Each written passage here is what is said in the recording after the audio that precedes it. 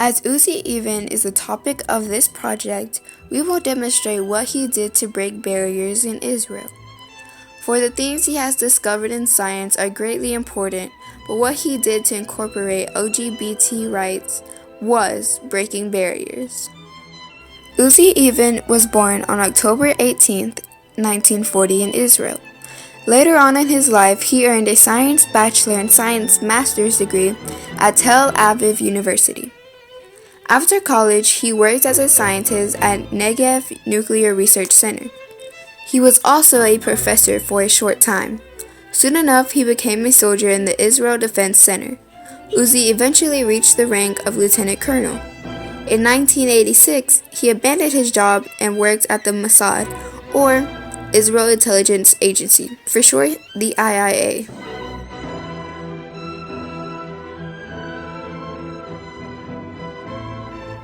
In 1993, Even participated in the first hearing on gay and lesbians' rights, and revealed that the Israel Defense Force had dismissed him and revoked his security clearance after it discovered he was gay. The LGBTQ flag stands for a few things that Uzi Even stood for during the interview. We'll begin to reenact. Lester. Working diligently over the years, his marriage, the adoption of his son, and eventually divorce were all among the first to be legally recognized in Israel, setting a legal precedent for other queer couples in the country. Now, 78, Even talked to the Advocates LGBTQ&A podcast about his experience with conversion therapy, the ongoing battles for LGBTQ rights in Israel, and his hopes for the future of Israel. Your activism began publicly in 93 when you testified in front of the Israeli parliament. Your lieutenant colonel was dismissed and had your security clearance revoked for being gay. For being gay. That was a law in Israel at the time, and it took me 10 years before I had a chance to correct it.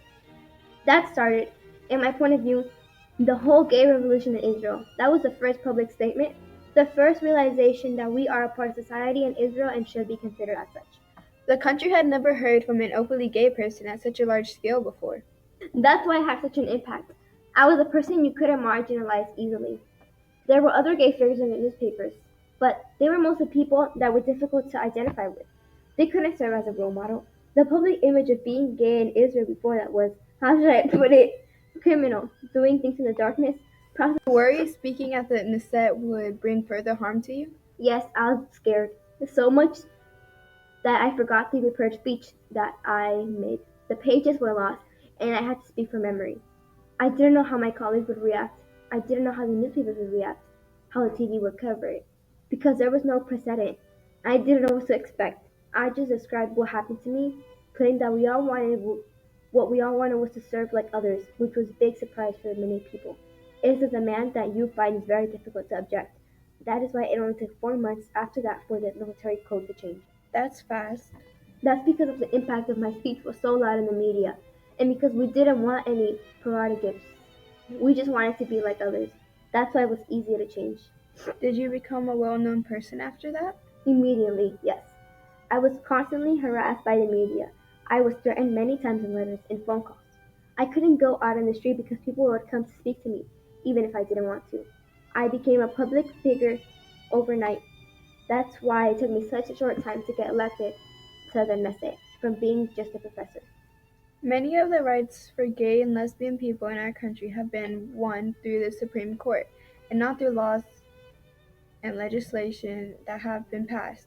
Is that because of these ultra-religious groups? Yes, the population of Israel contains about 20% of religious Jews, about 20% of religious Muslims. That's already 40%. They are very, very slowly changing, much more slowly than I would like. I did change some laws, and some laws were passed in the Knesset, like non-discrimination law in the workplace, like equal rights to the spouse. But you are right, most of the steps were legitimized by the Supreme Court and by the military and not by the political system. What is the next big hurdle for LGBTQ people in Israel? We are now fighting about adoption and surrogacy. But also in my adoption case, we adopted a boy and it was the first time that it was recognized by the courts. And now I am legally his father. Gay couples can be adoptive parents, so that was also a big step forward. And you're all starting with the same set of values coming from Judaism. Yes, and the structure of society here is very different from the one in the US. It's based on the family, always.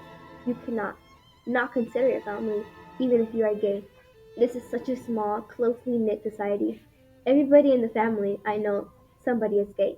So you cannot develop this stereotype, this hateful image of gays. It doesn't work. Even in the religious circles, now I hear more and more cases of acceptance after some period of adjustment. Gay, religious, young guys are accepted in their families. How did your family take it when you came out? Horribly. Psychiatric. Psychiatric treatment. Conversion therapy? Well, they didn't have that name then, but yeah. We're sure that once I get treated, I will be normal again. In fact, I was treated for depression at the time, and the doctor told me, "You are not depressed anymore. The treatment is over. You will be gay the rest of your life." So I went to my mother, who financed the doctor, and told her that the treatment is finished and what he said. And you know what her reaction was? "I told you he was one bad doctor. You need another one." In this interview, we took away the important parts of which Uzi struggled. Throughout the things he has been through, he shows how he got over them and how he tried to fix it. Uzi even changed lives as a gay man, leaving paths for many others. As expressed, Uzi even broke barriers.